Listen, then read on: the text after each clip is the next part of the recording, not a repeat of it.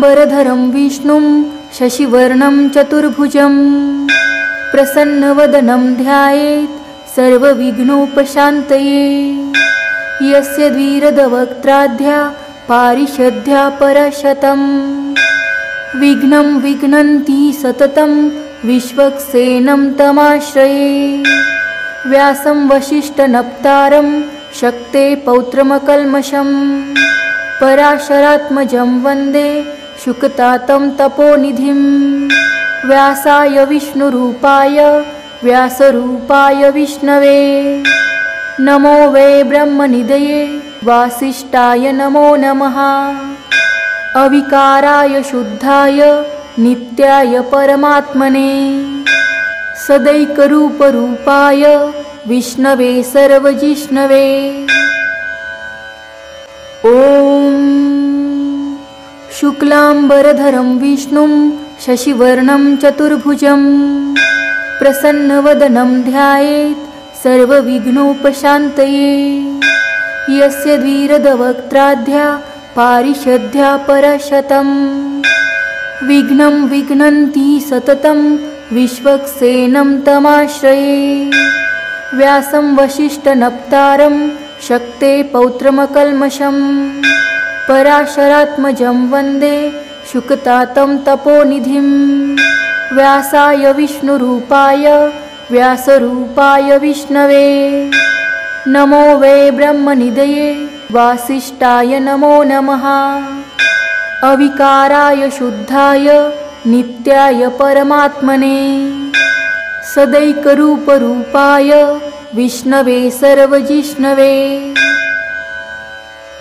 ॐ शुक्लांबरधरं विष्णुं शशिवर्णं चतुर्भुजं प्रसन्नवदनं ध्यायेत् सर्वविघ्नोपशान्तये। यस्य द्विरदवक्त्राद्या पारिषद्या परशतं विघ्नं विघ्नन्ति सततं विश्वक्सेनं तमाश्रये। व्यासं वसिष्ठनप्तारं शक्ते पौत्रमकल्मषं पराशरात्मजं वन्दे शुकतातं तपोनिधिं।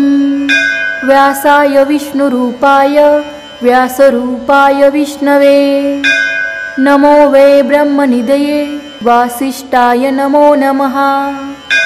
अविकाराय शुद्धाय नित्याय परमात्मने सदैकरूपरूपाय विष्णवे सर्वजिष्णवे।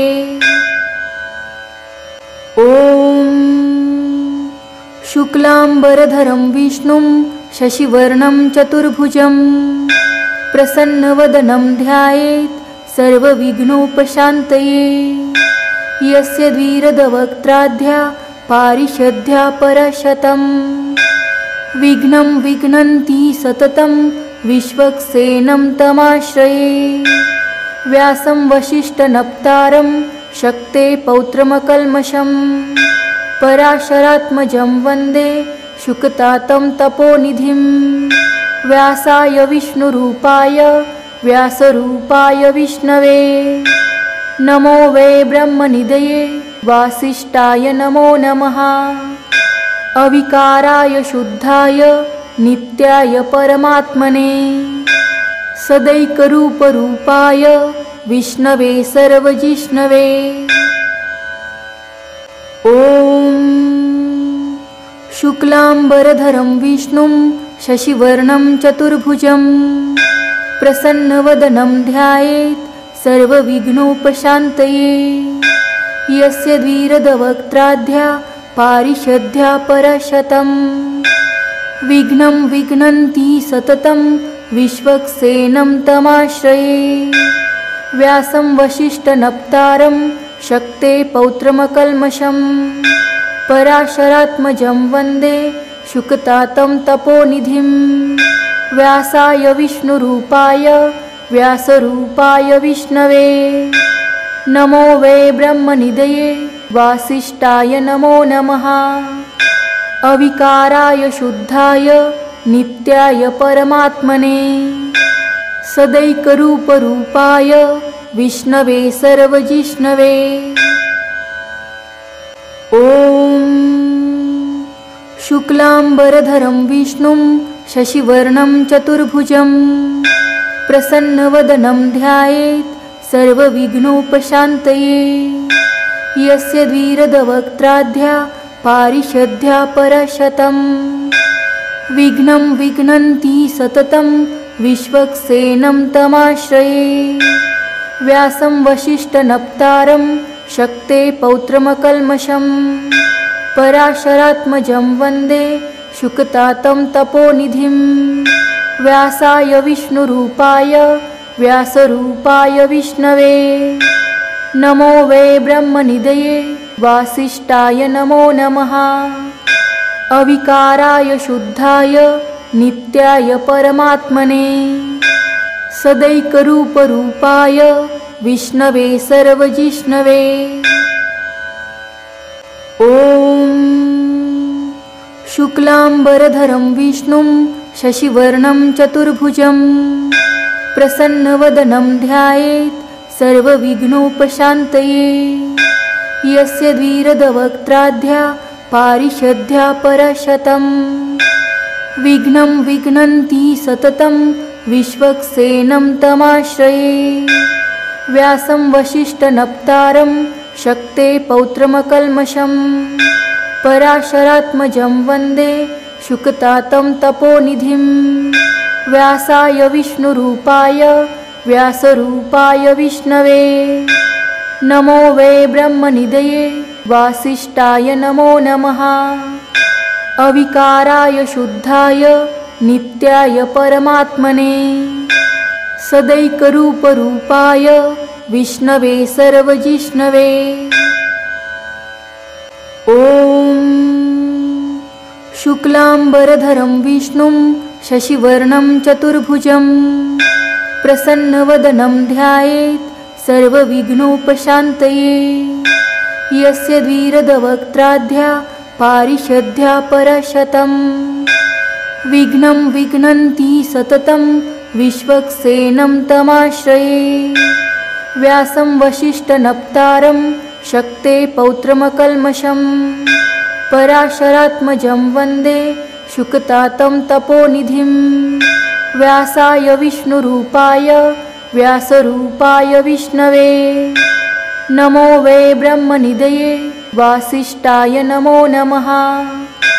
अविकाराय शुद्धाय नित्याय परमात्मने सदैकरूपरूपाय विष्णवे सर्वजिष्णवे। ॐ शुक्लांबरधरं विष्णुं शशिवर्णं चतुर्भुजं प्रसन्नवदनं ध्यायेत् सर्वविघ्नोपशान्तये। यस्य द्विरदवक्त्राद्या पारिषद्या परशतं विघ्नं विघ्नन्ति सततं विश्वक्सेनं तमाश्रये। व्यासं वसिष्ठनप्तारं शक्ते पौत्रमकल्मषं पराशरात्मजं वन्दे शुकतातं तपोनिधिं। व्यासाय विष्णुरूपाय व्यासरूपाय विष्णवे नमो वै ब्रह्मनिधये वासिष्ठाय नमो नमः। अविकाराय शुद्धाय नित्याय परमात्मने सदैकरूपरूपाय विष्णवे सर्वजिष्णवे। ॐ शुक्लांबरधरं विष्णुं शशिवर्णं चतुर्भुजं प्रसन्नवदनं ध्यायेत् सर्वविघ्नोपशान्तये। यस्य द्विरदवक्त्राद्या पारिषद्या परशतं विघ्नं विघ्नन्ति सततं विश्वक्सेनं तमाश्रये। व्यासं वसिष्ठनप्तारं शक्ते पौत्रमकल्मषं पराशरात्मजं वन्दे शुकतातं तपोनिधिं। व्यासाय विष्णुरूपाय व्यासरूपाय विष्णवे नमो वै ब्रह्मनिधये वासिष्ठाय नमो नमः। अविकाराय शुद्धाय नित्याय परमात्मने सदैकरूपरूपाय विष्णवे सर्वजिष्णवे। ॐ शुक्लांबरधरं विष्णुं शशिवर्णं चतुर्भुजं प्रसन्नवदनं ध्यायेत् सर्वविघ्नोपशान्तये। यस्य द्विरदवक्त्राद्या पारिषद्या परशतं विघ्नं विघ्नन्ति सततं विश्वक्सेनं तमाश्रये। व्यासं वसिष्ठनप्तारं शक्ते पौत्रमकल्मषं पराशरात्मजं वन्दे शुकतातं तपोनिधिं। व्यासाय विष्णुरूपाय व्यासरूपाय विष्णवे नमो वै ब्रह्मनिधये वासिष्ठाय नमो नमः। अविकाराय शुद्धाय नित्याय परमात्मने सदैकरूपरूपाय विष्णवे सर्वजिष्णवे। ॐ शुक्लांबरधरं विष्णुं शशिवर्णं चतुर्भुजं प्रसन्नवदनं ध्यायेत् सर्वविघ्नोपशान्तये। यस्य द्विरदवक्त्राद्या पारिषद्या परशतं विघ्नं विघ्नन्ति सततं विश्वक्सेनं तमाश्रये। व्यासं वसिष्ठनप्तारं शक्ते पौत्रमकल्मषं पराशरात्मजं वन्दे शुकतातं तपोनिधिं। व्यासाय विष्णुरूपाय व्यासरूपाय विष्णवे नमो वै ब्रह्मनिधये वासिष्ठाय नमो नमः। अविकाराय शुद्धाय नित्याय परमात्मने सदैकरूपरूपाय विष्णवे सर्वजिष्णवे। ॐ शुक्लांबरधरं विष्णुं शशिवर्णं चतुर्भुजं प्रसन्नवदनं ध्यायेत् सर्वविघ्नोपशान्तये। यस्य द्विरदवक्त्राद्या पारिषद्या परशतं विघ्नं विघ्नन्ति सततं विश्वक्सेनं तमाश्रये। व्यासं वसिष्ठनप्तारं शक्ते पौत्रमकल्मषं पराशरात्मजं वन्दे शुकतातं तपोनिधिं।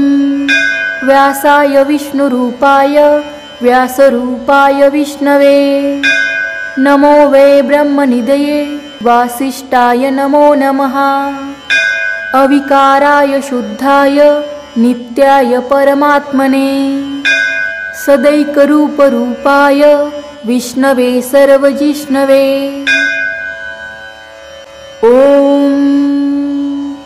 शुक्लांबरधरं विष्णुं शशिवर्णं चतुर्भुजं प्रसन्नवदनं ध्यायेत् सर्वविघ्नोपशान्तये। यस्य द्विरदवक्त्राद्या पारिषद्या परशतं विघ्नं विघ्नन्ति सततं विश्वक्सेनं तमाश्रये।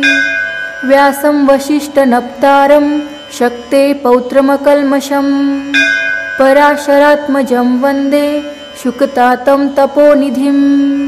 व्यासाय विष्णुरूपाय व्यासरूपाय विष्णवे नमो वै ब्रह्मनिधये वासिष्ठाय नमो नमः। अविकाराय शुद्धाय नित्याय परमात्मने सदैकरूपरूपाय विष्णवे सर्वजिष्णवे। ॐ शुक्लांबरधरं विष्णुं शशिवर्णं चतुर्भुजं प्रसन्नवदनं ध्यायेत् सर्वविघ्नोपशान्तये। यस्य द्विरदवक्त्राद्या पारिषद्या परशतं विघ्नं विघ्नन्ति सततं विश्वक्सेनं तमाश्रये। व्यासं वसिष्ठनप्तारं शक्ते पौत्रमकल्मषं पराशरात्मजं वन्दे शुकतातं तपोनिधिं। व्यासाय विष्णुरूपाय व्यासरूपाय विष्णवे नमो वै ब्रह्मनिधये वासिष्ठाय नमो नमः। अविकाराय शुद्धाय नित्याय परमात्मने सदैकरूपरूपाय विष्णवे सर्वजिष्णवे। ॐ शुक्लांबरधरं विष्णुं शशिवर्णं चतुर्भुजं प्रसन्नवदनं ध्यायेत् सर्वविघ्नोपशान्तये। यस्य द्विरदवक्त्राद्या पारिषद्या परशतं विघ्नं विघ्नन्ति सततं विश्वक्सेनं तमाश्रये। व्यासं वसिष्ठनप्तारं शक्ते पौत्रमकल्मषं पराशरात्मजं वन्दे शुकतातं तपोनिधिं। व्यासाय विष्णुरूपाय व्यासरूपाय विष्णवे नमो वै ब्रह्मनिधये वासिष्ठाय नमो नमः। अविकाराय शुद्धाय नित्याय परमात्मने सदैकरूपरूपाय विष्णवे सर्वजिष्णवे। ॐ शुक्लांबरधरं विष्णुं शशिवर्णं चतुर्भुजं प्रसन्नवदनं ध्यायेत् सर्वविघ्नोपशान्तये।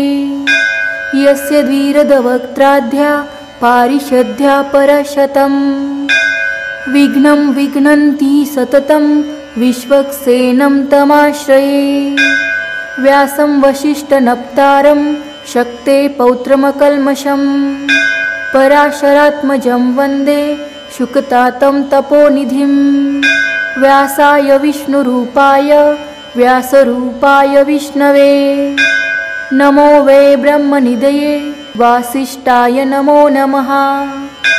अविकाराय शुद्धाय नित्याय परमात्मने सदैकरूपरूपाय विष्णवे सर्वजिष्णवे। ॐ शुक्लांबरधरं विष्णुं शशिवर्णं चतुर्भुजं प्रसन्नवदनं ध्यायेत् सर्वविघ्नोपशान्तये। यस्य द्विरदवक्त्राद्या पारिषद्या परशतं विघ्नं विघ्नन्ति सततं विश्वक्सेनं तमाश्रये।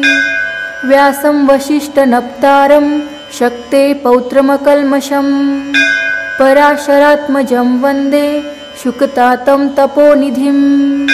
व्यासाय विष्णुरूपाय व्यासरूपाय विष्णवे नमो वै ब्रह्मनिधये वासिष्ठाय नमो नमः। अविकाराय शुद्धाय नित्याय परमात्मने सदैकरूपरूपाय विष्णवे सर्वजिष्णवे। ॐ शुक्लांबरधरं विष्णुं शशिवर्णं चतुर्भुजं प्रसन्नवदनं ध्यायेत् सर्वविघ्नोपशान्तये। यस्य द्विरदवक्त्राद्या पारिषद्या परशतं विघ्नं विघ्नन्ति सततं विश्वक्सेनं तमाश्रये। व्यासं वसिष्ठनप्तारं शक्ते पौत्रमकल्मषं पराशरात्मजं वन्दे शुकतातं तपोनिधिं। व्यासाय विष्णुरूपाय व्यासरूपाय विष्णवे नमो वै ब्रह्मनिधये वासिष्ठाय नमो नमः। अविकाराय शुद्धाय नित्याय परमात्मने सदैकरूपरूपाय विष्णवे सर्वजिष्णवे। ॐ शुक्लांबरधरं विष्णुं शशिवर्णं चतुर्भुजं प्रसन्नवदनं ध्यायेत् सर्वविघ्नोपशान्तये।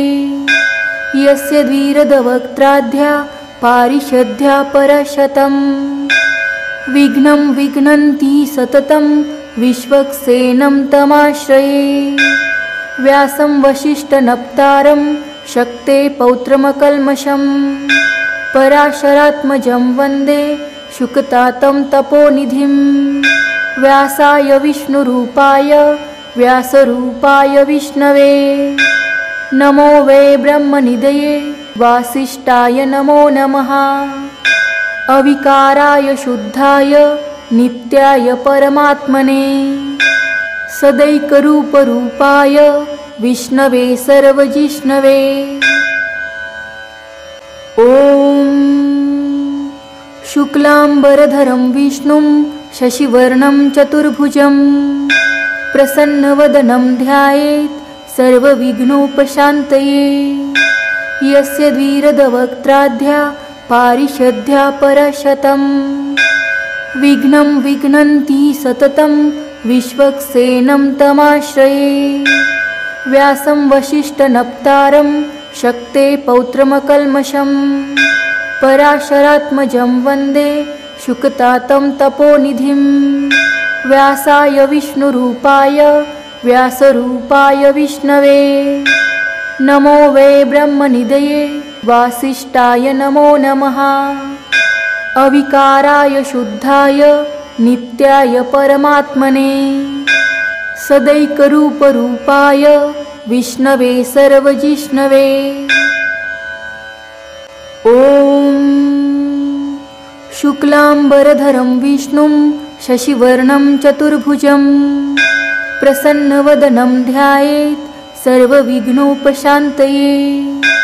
यस्य द्विरदवक्त्राद्या पारिषद्या परशतं विघ्नं विघ्नन्ति सततं विश्वक्सेनं तमाश्रये। व्यासं वसिष्ठनप्तारं शक्ते पौत्रमकल्मषं पराशरात्मजं वन्दे शुकतातं तपोनिधिं। व्यासाय विष्णुरूपाय व्यासरूपाय विष्णवे नमो वै ब्रह्मनिधये वासिष्ठाय नमो नमः। अविकाराय शुद्धाय नित्याय परमात्मने सदैकरूपरूपाय विष्णवे सर्वजिष्णवे। ॐ शुक्लांबरधरं विष्णुं शशिवर्णं चतुर्भुजं प्रसन्नवदनं ध्यायेत् सर्वविघ्नोपशान्तये। यस्य द्विरदवक्त्राद्या पारिषद्या परशतं विघ्नं विघ्नन्ति सततं विश्वक्सेनं तमाश्रये। व्यासं वसिष्ठनप्तारं शक्ते पौत्रमकल्मषं पराशरात्मजं वन्दे शुकतातं तपोनिधिं। व्यासाय विष्णुरूपाय व्यासरूपाय विष्णवे नमो वै ब्रह्मनिधये वासिष्ठाय नमो नमः।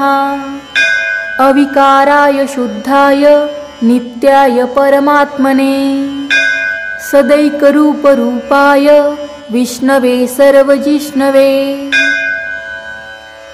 ॐ शुक्लांबरधरं विष्णुं शशिवर्णं चतुर्भुजं प्रसन्नवदनं ध्यायेत् सर्वविघ्नोपशान्तये। यस्य द्विरदवक्त्राद्या पारिषद्या परशतं विघ्नं विघ्नन्ति सततं विश्वक्सेनं तमाश्रये। व्यासं वसिष्ठनप्तारं शक्ते पौत्रमकल्मषं पराशरात्मजं वन्दे शुकतातं तपोनिधिं। व्यासाय विष्णुरूपाय व्यासरूपाय विष्णवे नमो वै ब्रह्मनिधये वासिष्ठाय नमो नमः। अविकाराय शुद्धाय नित्याय परमात्मने सदैकरूपरूपाय विष्णवे सर्वजिष्णवे। ॐ शुक्लांबरधरं विष्णुं शशिवर्णं चतुर्भुजं प्रसन्नवदनं ध्यायेत् सर्वविघ्नोपशान्तये।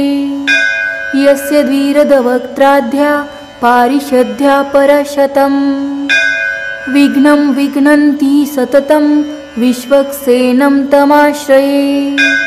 व्यासं वसिष्ठनप्तारं शक्ते पौत्रमकल्मषं पराशरात्मजं वन्दे शुकतातं तपोनिधिं।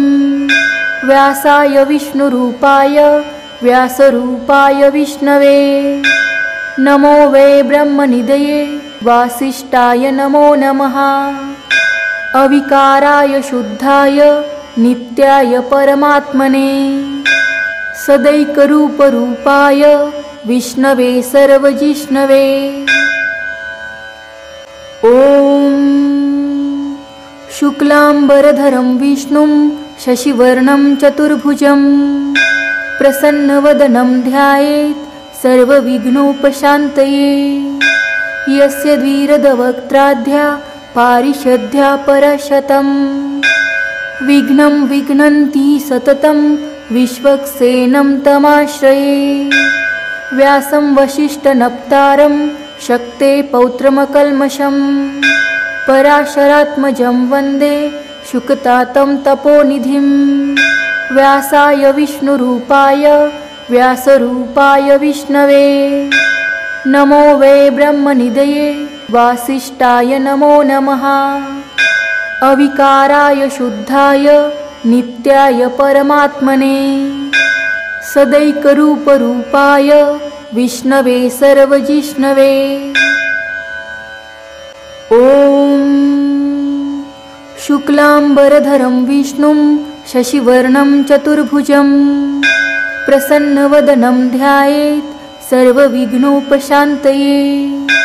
यस्य द्विरदवक्त्राद्या पारिषद्या परशतं विघ्नं विघ्नन्ति सततं विश्वक्सेनं तमाश्रये। व्यासं वसिष्ठनप्तारं शक्ते पौत्रमकल्मषं पराशरात्मजं वन्दे शुकतातं तपोनिधिं। व्यासाय विष्णुरूपाय व्यासरूपाय विष्णवे नमो वै ब्रह्मनिधये वासिष्ठाय नमो नमः। अविकाराय शुद्धाय नित्याय परमात्मने सदैकरूपरूपाय विष्णवे सर्वजिष्णवे। ॐ शुक्लांबरधरं विष्णुं शशिवर्णं चतुर्भुजं प्रसन्नवदनं ध्यायेत् सर्वविघ्नोपशान्तये। यस्य द्विरदवक्त्राद्या पारिषद्या परशतं विघ्नं विघ्नन्ति सततं विश्वक्सेनं तमाश्रये। व्यासं वसिष्ठनप्तारं शक्ते पौत्रमकल्मषं पराशरात्मजं वन्दे शुकतातं तपोनिधिं। व्यासाय विष्णुरूपाय व्यासरूपाय विष्णवे नमो वै ब्रह्मनिधये वासिष्ठाय नमो नमः। अविकाराय शुद्धाय नित्याय परमात्मने सदैकरूपरूपाय विष्णवे सर्वजिष्णवे। ॐ शुक्लांबरधरं विष्णुं शशिवर्णं चतुर्भुजं प्रसन्नवदनं ध्यायेत् सर्वविघ्नोपशान्तये। यस्य द्विरदवक्त्राद्या पारिषद्या परशतं विघ्नं विघ्नन्ति सततं विश्वक्सेनं तमाश्रये। व्यासं वसिष्ठनप्तारं शक्ते पौत्रमकल्मषं पराशरात्मजं वन्दे शुकतातं तपोनिधिं। व्यासाय विष्णुरूपाय व्यासरूपाय विष्णवे नमो वै ब्रह्मनिधये वासिष्ठाय नमो नमः। अविकाराय शुद्धाय नित्याय परमात्मने सदैकरूपरूपाय विष्णवे सर्वजिष्णवे। ॐ शुक्लांबरधरं विष्णुं शशिवर्णं चतुर्भुजं प्रसन्नवदनं ध्यायेत् सर्वविघ्नोपशान्तये। यस्य द्विरदवक्त्राद्या पारिषद्या परशतं विघ्नं विघ्नन्ति सततं विश्वक्सेनं तमाश्रये। व्यासं वसिष्ठनप्तारं शक्ते पौत्रमकल्मषं पराशरात्मजं वन्दे शुकतातं तपोनिधिं। व्यासाय विष्णुरूपाय व्यासरूपाय विष्णवे नमो वै ब्रह्मनिधये वासिष्ठाय नमो नमः। अविकाराय शुद्धाय नित्याय परमात्मने सदैकरूपरूपाय विष्णवे सर्वजिष्णवे। ॐ शुक्लांबरधरं विष्णुं शशिवर्णं चतुर्भुजं प्रसन्नवदनं ध्यायेत् सर्वविघ्नोपशान्तये। यस्य द्विरदवक्त्राद्या पारिषद्या परशतं विघ्नं विघ्नन्ति सततं विश्वक्सेनं तमाश्रये। व्यासं वसिष्ठनप्तारं शक्ते पौत्रमकल्मषं पराशरात्मजं वन्दे शुकतातं तपोनिधिं। व्यासाय विष्णुरूपाय व्यासरूपाय विष्णवे नमो वै ब्रह्मनिधये वासिष्ठाय नमो नमः। अविकाराय शुद्धाय नित्याय परमात्मने सदैकरूपरूपाय विष्णवे सर्वजिष्णवे।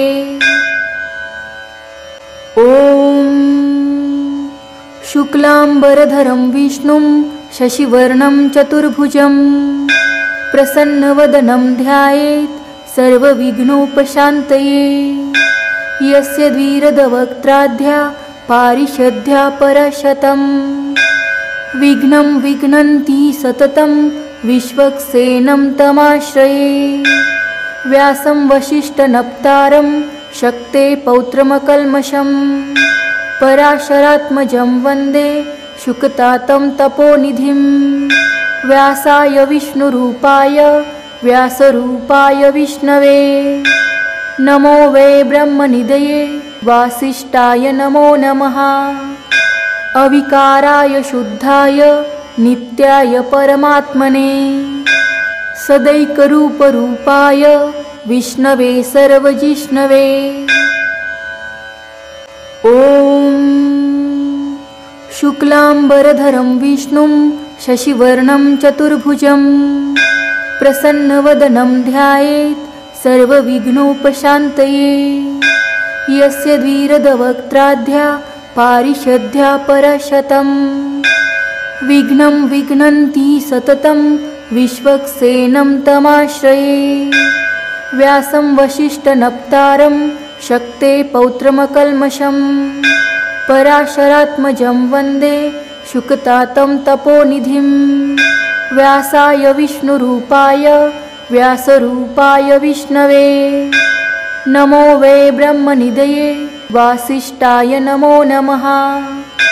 अविकाराय शुद्धाय नित्याय परमात्मने सदैकरूपरूपाय विष्णवे सर्वजिष्णवे। ॐ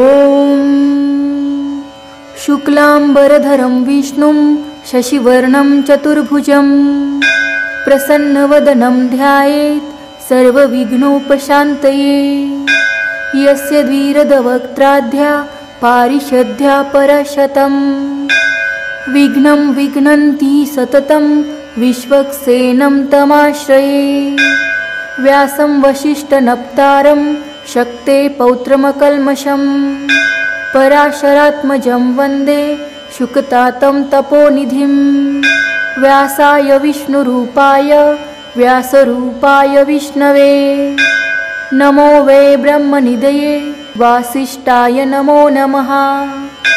अविकाराय शुद्धाय नित्याय परमात्मने सदैकरूपरूपाय विष्णवे सर्वजिष्णवे। ॐ शुक्लांबरधरं विष्णुं शशिवर्णं चतुर्भुजं प्रसन्नवदनं ध्यायेत् सर्वविघ्नोपशान्तये। यस्य द्विरदवक्त्राद्या पारिषद्या परशतं विघ्नं विघ्नन्ति सततं विश्वक्सेनं तमाश्रये।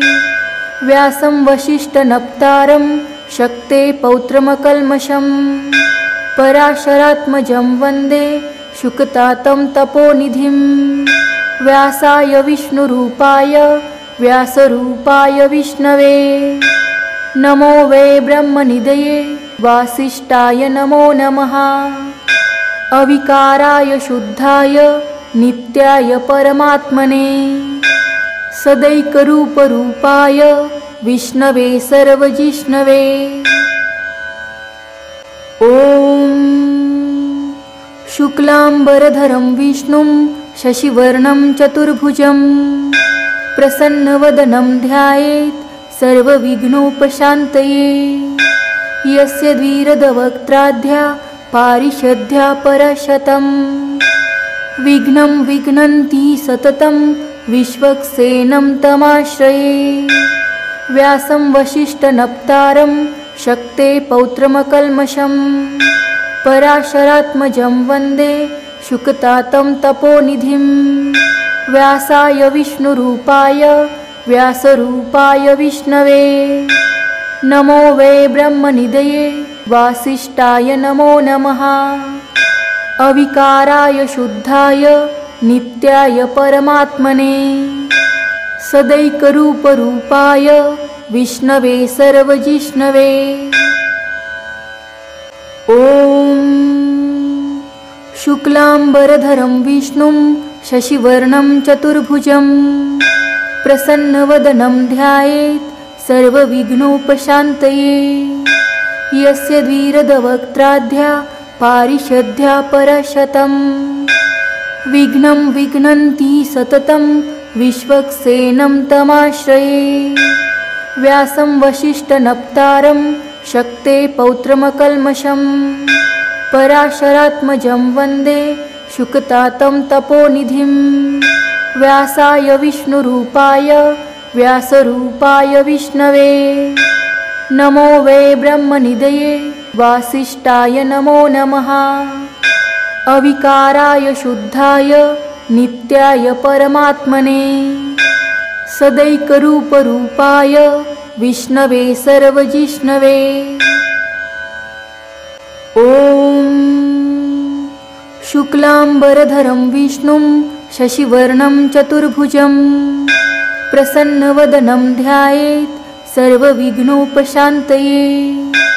यस्य द्विरदवक्त्राद्या पारिषद्या परशतं विघ्नं विघ्नन्ति सततं विश्वक्सेनं तमाश्रये। व्यासं वसिष्ठनप्तारं शक्ते पौत्रमकल्मषं पराशरात्मजं वन्दे शुकतातं तपोनिधिं। व्यासाय विष्णुरूपाय व्यासरूपाय विष्णवे नमो वै ब्रह्मनिधये वासिष्ठाय नमो नमः। अविकाराय शुद्धाय नित्याय परमात्मने सदैकरूपरूपाय विष्णवे सर्वजिष्णवे। ॐ शुक्लांबरधरं विष्णुं शशिवर्णं चतुर्भुजं प्रसन्नवदनं ध्यायेत् सर्वविघ्नोपशान्तये। यस्य द्विरदवक्त्राद्या पारिषद्या परशतं विघ्नं विघ्नन्ति सततं विश्वक्सेनं तमाश्रये।